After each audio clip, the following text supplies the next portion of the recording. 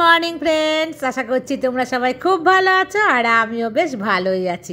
আর একটা সুন্দর সকাল তোমাদেরকে একেবারে সাথে নিয়ে শুরু করছি আজকের আরেকটি নতুন ব্লগ। বন্ধুরা, তোমরা যা সমস্ত জিনিস আমার ঘরে দেখতে পাও, এই সমস্ত জিনিসগুলো কিন্তু অনেক কষ্টের ফল আমাদের। তো আমরা স্বামী স্ত্রী দুজনা কিন্তু অনেক অপেক্ষার পর তিল তিল করে একটা একটা করে সমস্ত জিনিস বানিয়েছি। এই বাড়িটা যা যা তোমরা দেখতে পাও আজকে চোখের সামনে দেখতে হয়তো অনেকটা ভালো লাগে, কিন্তু এই অনেকটা ভালো লাগার পেছনে কিন্তু অনেকটা আমাদের কষ্ট আছে। তো আমি সেইগুলোকে একদমই আমি চাই না যে আমার অযত্নের কারণে খুব তাড়াতাড়ি সেগুলো নষ্ট হয়ে যাক। তো আমি কিভাবে এত কষ্টের জিনিসগুলোকে যত্ন করে রাখি বন্ধুরা, সেগুলো তো তোমরা আমার দিন রাত দেখতে পাও।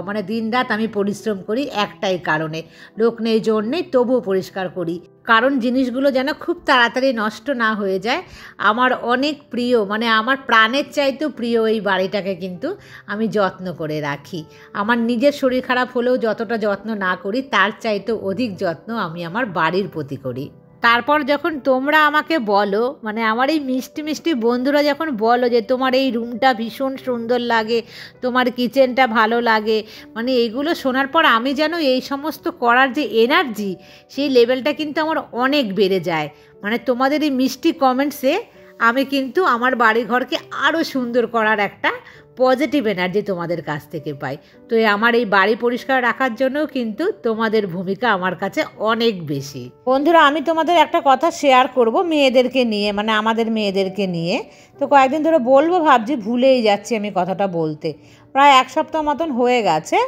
আমার মেয়ে আর ত্রিপর্ণা ওখানে থাকে, তোমরা জানোই, আমার মেয়ের বান্ধবী। এক সপ্তাহ আগে ত্রিপর্ণার হঠাৎ নাকি পেটে ব্যথা হয় এবং প্রচণ্ড ব্যথা হয়। প্রথম 1-2 দিন হয়েছে, তো অতটা বেশি পাত্তা দেয়নি আমার মেয়ে বা ত্রিপর্ণাও, কিন্তু তারপরে একদিন প্রচণ্ড ওর পেটের মধ্যে ব্যথা হয়। তো ওখানকার লোকাল ডক্টরকে দেখানো হয়। লোকাল ডক্টরকে দেখানোর পর জানো তো, লোকাল ডক্টর বলে যে হয়তো ওর পেটে পাথর হয়েছে। তো এরকম বলে ওকে একটা ইঞ্জেকশন দিয়েছে ওর প্রচণ্ড পেটে ব্যথা বলে। যাই হোক, তারপরের দিন কি করেছে মেয়েরা, ওখানকার যে লোকাল হসপিটাল আছে, বেশ অনেকটা দূরই আছে ওদের হোস্টেল থেকে, সেখানে মেয়ে নিয়ে গেছে ত্রিপর্ণাকে।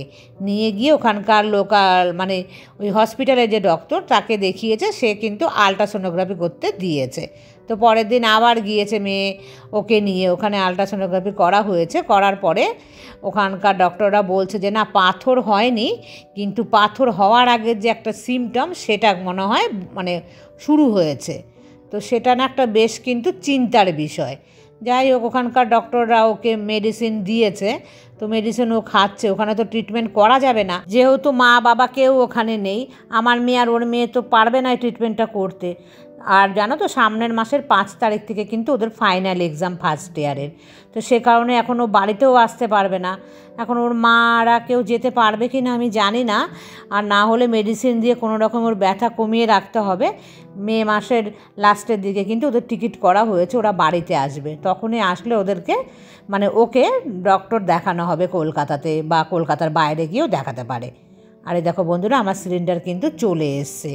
তো আমি আবার কিন্তু তাড়াতাড়ি নিচে নেমে আসলাম। আর সিলিন্ডারটা না বেশ পরিষ্কার দেখে দিয়েছে। আমি বলছি, দাদা এরকম পরিষ্কার দেবেন, কি কালো কালো নোংরা নোংরা সিলিন্ডার দেন।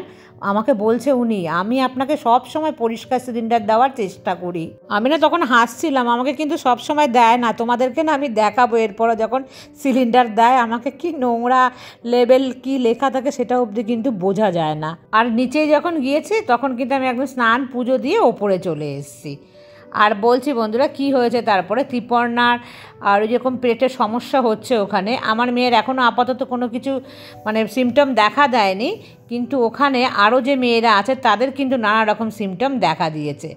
বন্ধুরা, মাছ এনেছিলাম, দেখো একটু অল্প একটু যাকে বলে চিংড়ি মাছ আমি নিলাম, আর এই যে ছোটো ছোটো তেলাপিয়া মাছ, তো সেটাও কিন্তু ধুয়ে রেখে দিয়েছিলাম। তো সেখান থেকে দেখো আমি 2 পিস নিয়ে নিচ্ছি, কারণ মাছ বেশি খেতে তোমরা আমাকে বারণ করেছো, সেই জন্য কিন্তু আমি 2 পিসই নিয়েছি। না হলে কিন্তু 3-4 পিস নিয়ে নিতাম, কারণ মাছগুলো খুবই ছোট।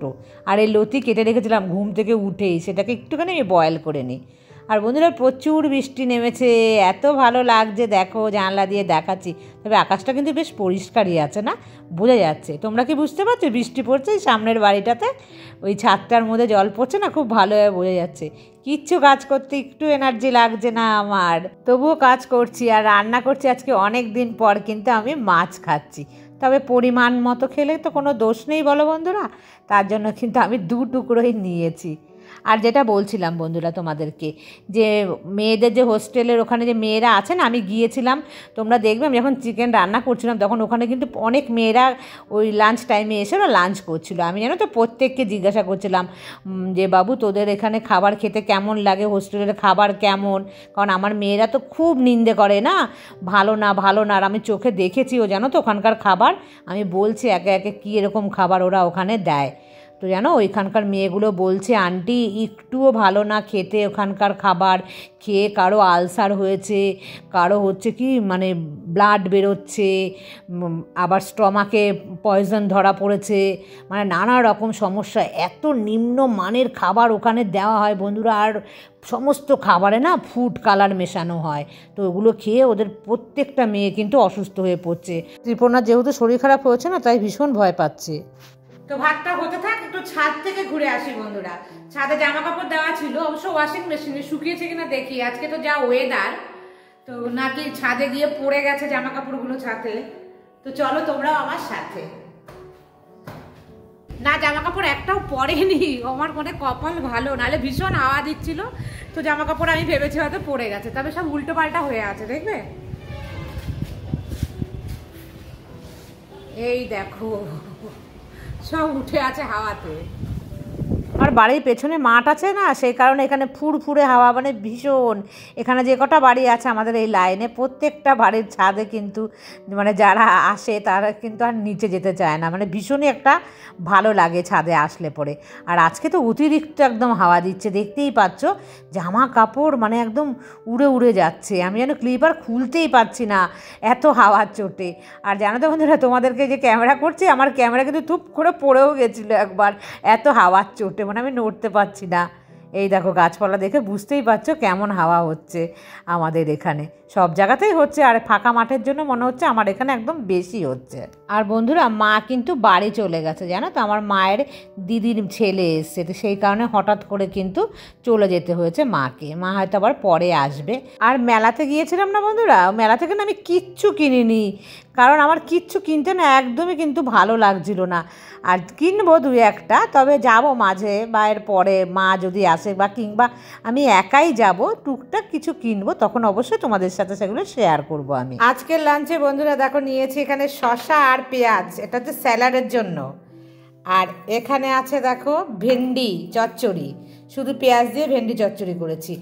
আর এটা আছে লতি চিংড়ি মাছ দিয়ে, অনেক কম তেল মশলায় কিন্তু আমি রান্না করার চেষ্টা করেছি। এই হচ্ছে আলু পটল দিয়ে তেলাপিয়া মাছের ঝোল। ঝোল দেখো তো একটু গা মাখা মাখায় দিয়েছি। এই হচ্ছে আজকের আমার লাঞ্চ।